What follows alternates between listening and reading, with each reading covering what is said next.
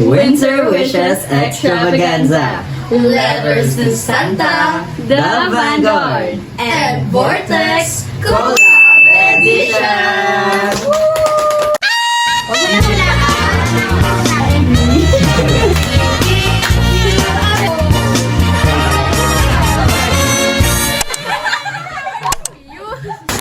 With only days left before Christmas, letters are being written, not just to Santa, but to hope, healing, and honesty.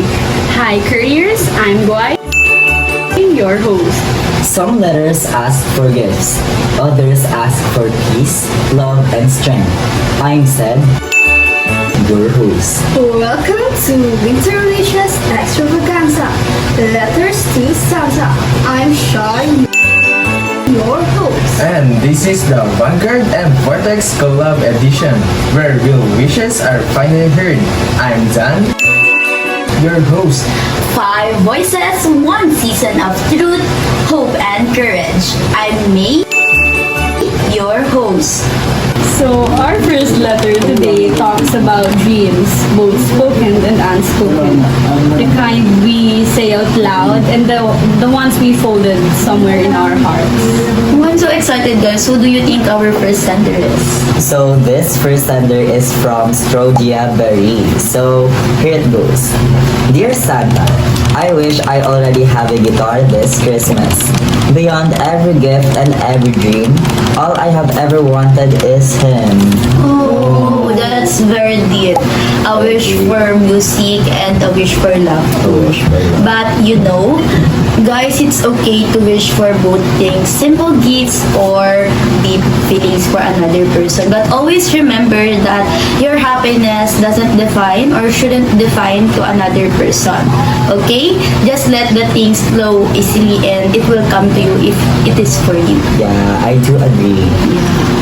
So the next sender is from Strawberry. This year wasn't easy, but I survived. This Christmas, I'm wishing for peace of mind and healing. This letter feels different. It doesn't Yeah. ask something new, but it asks for rest. Yes. Like, we wish for more healing and more peace of mind to this reader, to this sender, because we know how it feels and we sympathize for you. So, getting emotional. I'm getting emotional. I can relate so much sa sender number 2 sa letter niya kasi this year really wasn't easy for me. Yeah, it's very tiring and all I can wish for is a peace of mind and healing. Yeah, you know, like, every year you're the strongest soldier of Lord. Yeah. Sometimes that's the bravest things we can wish. Yeah, I agree. So now, guys, we will proceed to our segment number 2. Not all wishes are heavy. Some are meant to make us smile. So now, let's proceed to our sender number 3. So for this letter, it's from Little Red Riding Hood. You know that? It's very nostalgic for me. Yeah, very. Okay, so Kasi Our it's childhood. very, diba, it's very famous sa childhood. Yes, yes. yes, so the message of this letter is, for Christmas, I wish that I will have a full wallet, lots of gifts, and have experiences. Oh. Wow! That wish is so, like, I will say, paldo. That is the right Magkaraling word ka that na lang. you can say. May kasabihan tayo Yeah. na ang taong gipit, kakapit sa karuling. Ay, baliktad! Ang taong gipit sa karuling, kumakapit! Yes, that Baliktad, is so- baliktad. 1, 2, 3, go. We wish you a Merry Christmas. We wish. So the Next, The next sender is... Okay, so the next sender is from... Gusto mo, From- with conviction. Okay, Okay. this letter is from Maish. Oh. Maesh. Say it, say it, With conviction. say it, you. Maesh. Okay, your turn. Maish. Okay, so the message of this letter is, wish ko po, Santa, na makapulot ng 1 bilyon sa kalsada at may love sa akin yung mafia boss. Oh! Like, YN guys, YN nag-set. Alam niyo, no? Alam niyo yung mga ano, yung mga memes sa TikTok na ano, yung the CEO or the mafia boss with her, ano, Malang Chinese drama yan ha, yung wish mo ha. Mahirap yan. Malay mo naman maging tata. like ano, parang, kunyari ganito. Ikaw yung mafia boss, kunyari, ako yung ano. Uy, 1 million! Oh. Uh-huh. Ooh, that's okay. Para bang, madali yung encounter eh. So, hello again everybody. We are currently at segment number 3. So, some letters are simple but heavy in meaning. So, I think this segment is very emotional for us, no? So, I think this segment is also very heavy sa heart kasi sa title pa lang natin. And before all of that, of course, we want to remind our senders na even though hindi pa namin nababasa yung letters nyo yet, gusto namin iparating sa inyo na SC wish you to have a jolliest, merry, loveliest, happiest, lahat na of all of the positive things Christmas. So, that's all everybody. Let's now proceed to our sender number 1. So this sender is it's me time. So what a unique name. Here it goes. I wish I could have a complete family picture this Christmas. Oh, that's quiet. Wow, a simple family picture means so much. Yeah. Let's proceed to our next sender. So our next sender is a beautiful color. It's violet. So the letter will start now. All I want for Christmas is peace of mind and pagmamahal galing sa pamilya. Nakakapagod na magpanggap na okay na. Oh, that's so sad. It's so sad. Wanting peace of mind and love from family. You're so brave for admitting na nakakapagod na magpanggap. Like, you have the courage. We're so proud of you. We're so Diba? proud of you. That's the bravest thing you did. Despite challenges in life, let us still enjoy and feel the spirit of Christmas. Yeah. Challenges are natural on our journey way to success.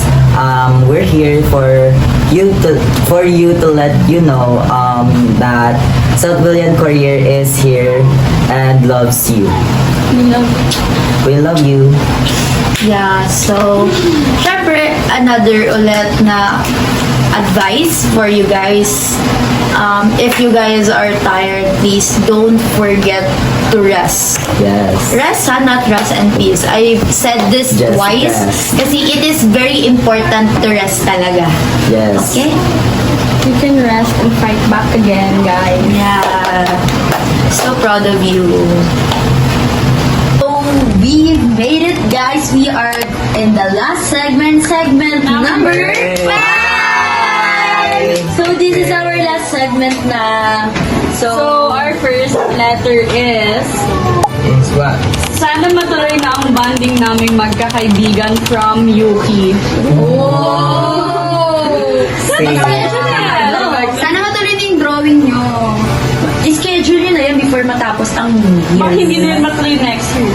Our next letter naman is from Costa.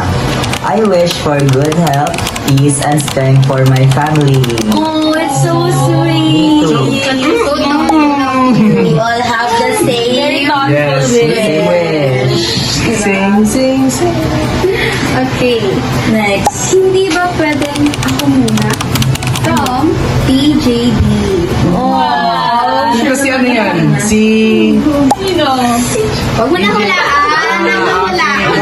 Anonymous. It's anonymous. Pero, what's your advice, guys? Pag sinabi mo hindi, pwede bang hindi mo, like, ano yan? Unahin mo Di ba pwedeng ako muna? Unahin mo muna yung sarili mo before the others. Sabi nga niya Self-love. sa last segment natin, before you love someone, you need to love yourself first. Okay, the next letter is from si said na mahal ka. That's not mine. no. Okay, the message of the letter is Jesus didn't make me quit. He helped me find solutions. They're so Tapos, I like that one. Parang Ito, ano, me. parang, Like it's parang bagay siya sa 10 out of mga 10. segment na nabasa natin, like this past few segments, Yes. no? Our next sender naman is from Irish. When the time is right, the Lord will make it happen. That's right. So, meron naman tayong kasabihan na if it is really for you, it Yeah. will come back to you. Even what happened. Like, kahit anong mga sa'yo yan eh. yes. Diba? It's Para for Sa'yo yan eh. Sa'yo yan. It's like Sa'yo lang yan. Doon time is ang gold. Yes. Yes. And the last letter for today is from Lita Rista. I wish for strength, focus, and peace for my journey. Wow. We also wish the same, and we also wish you guys all the same. Strength, focus, peace. You guys Peace. all need it. You deserve it, guys, right? Pray for You you. deserve that. Yeah, You even guys, for you deserve that. Even though it's not Christmas, you guys deserve it, Yes, right? that's right. These letters reminds us That Christmas isn't about having everything. But being honest with what we feel. And allowing ourselves to hope again. Every wish matters. Our inbox is still open! send your letters because after Christmas, We'll return for a follow-up episode. To see if the wishes came true. And don't forget to drop your New Year's resolution using the template in the comment section. Don't forget to follow our page and heart this video for more update. This is Don Vanguard and Vortex, giving voice to your stories before Christmas and beyond. We wish you a Merry Christmas. We wish you a Merry Christmas. We wish you a Merry Christmas.